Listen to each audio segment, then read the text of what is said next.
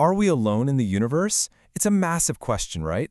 I mean, when you look up into the infinite darkness of the night sky, thinking about those billions of stars and countless galaxies, it's honestly hard not to feel this mix of absolute dread and overwhelming wonder.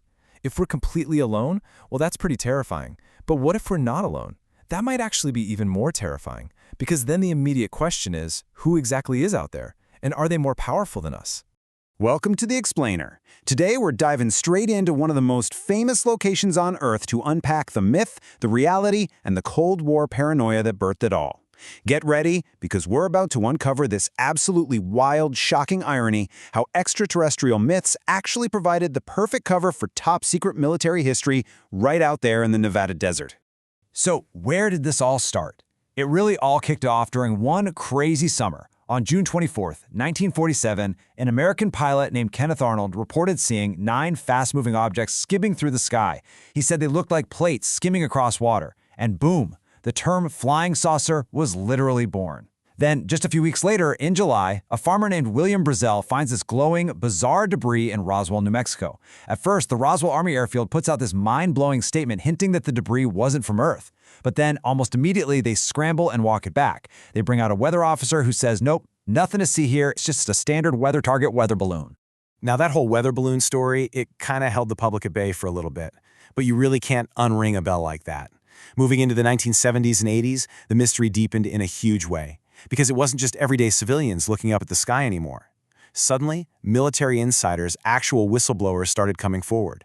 And they were putting their own reputations on the line with some truly wild claims.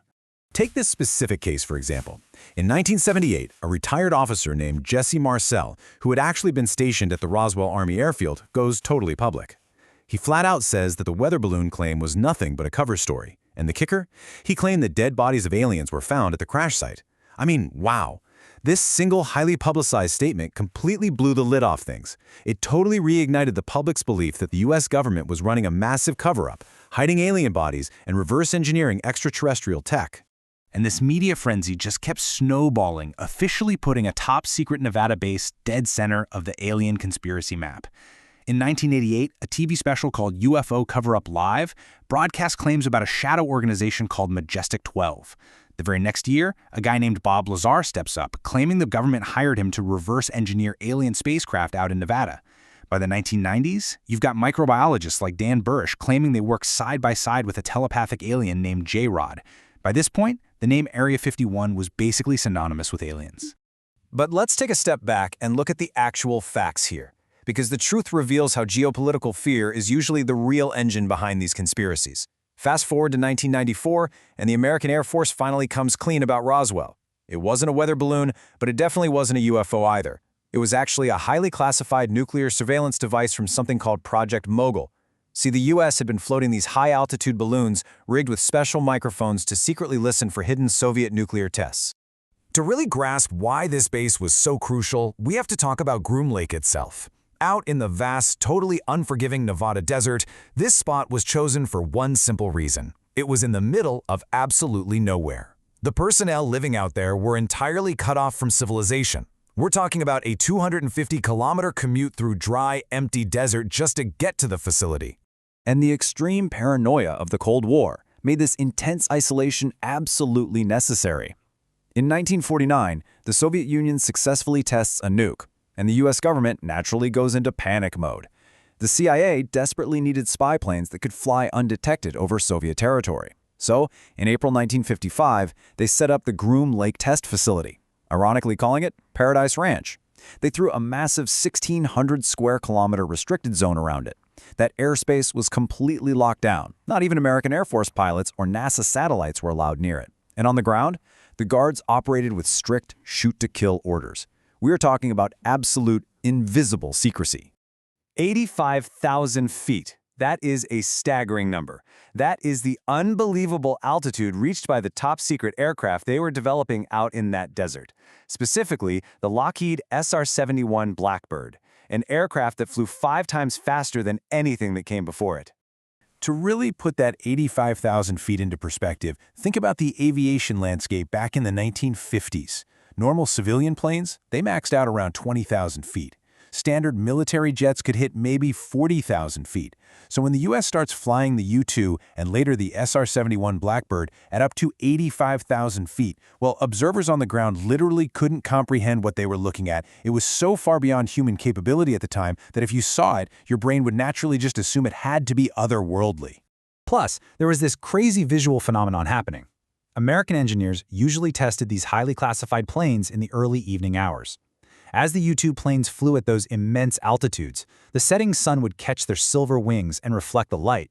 So if you're a regular citizen standing on the ground below in the growing dusk, you couldn't see the outline of a plane.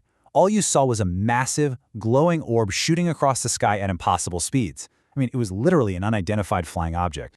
So here's the absolute genius and the incredible irony of the whole situation. The CIA quickly realized that a global alien conspiracy was hands down the best possible camouflage for their aerospace testing.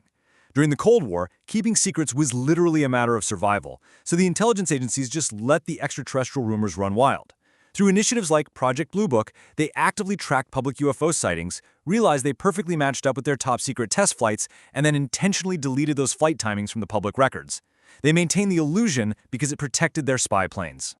But as you can imagine, keeping a secret of that magnitude for decades is pretty much impossible. In 1974, astronauts on Skylab actually accidentally photographed Area 51 from orbit, which caused a huge scramble. Eventually, relentless public pressure and the Freedom of Information Act broke the seal. In 2013, the CIA finally declassified documents officially acknowledging Area 51 as a military test site for programs like Oxcart, while of course explicitly denying any alien involvement. Then, in 2017, they went even further.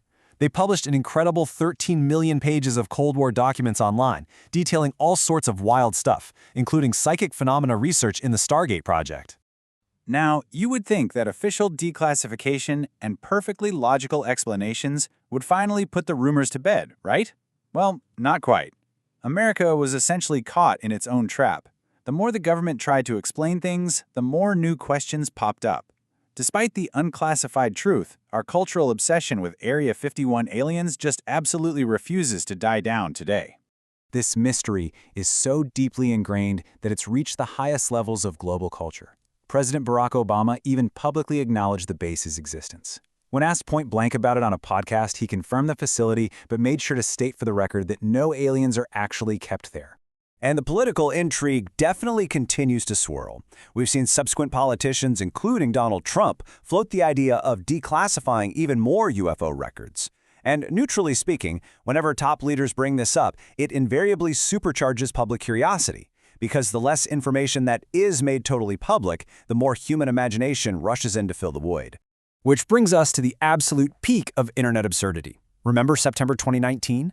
A 20-year-old student creates a joke Facebook event called Storm Area 51, They Can't Stop All of Us, telling everyone to Naruto run past the base guards. Looking back, the numbers are just hilarious. 3.5 million people RSVP'd. Authorities were terrified, but the actual turnout? About 6,000 people showed up. Nobody actually tried to breach the gates, and it basically turned into a peaceful tailgate party out in the desert. But for the authorities, it was definitely not a joke. $11 million. That represents the massive amount of money the U.S. military was forced to spend on emergency security measures. Imagine that, spending $11 million just to defend a top-secret classified installation against an internet meme. Because the truth is, the myth is practically unstoppable at this point. New whistleblowers are constantly emerging to feed the public's imagination. In 2014, a scientist named Boyd Bushman claimed he researched anti-gravity tech with actual aliens. Just a few years later, in 2019, Bob Lazar went on the Joe Rogan podcast to repeat his old claims of working on alien craft, and that racked up hundreds of millions of views. And as recently as 2022, an engineer named Bill Uhouse claimed he was actively reverse engineering UFOs in a secretive S4 section of the base. So, what exactly is Area 51 today? Well, it's got this totally unique dual identity.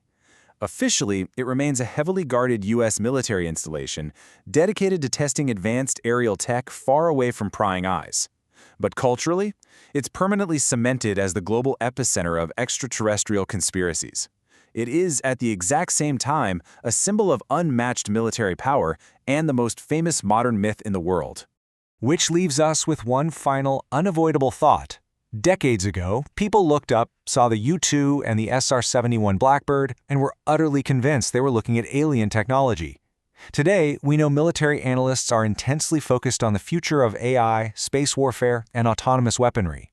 So whether aliens actually exist or not, the next time you look up at the night sky, you have to wonder, what mind-bending, highly classified secrets are currently being tested in plain sight right above that dry Nevada desert?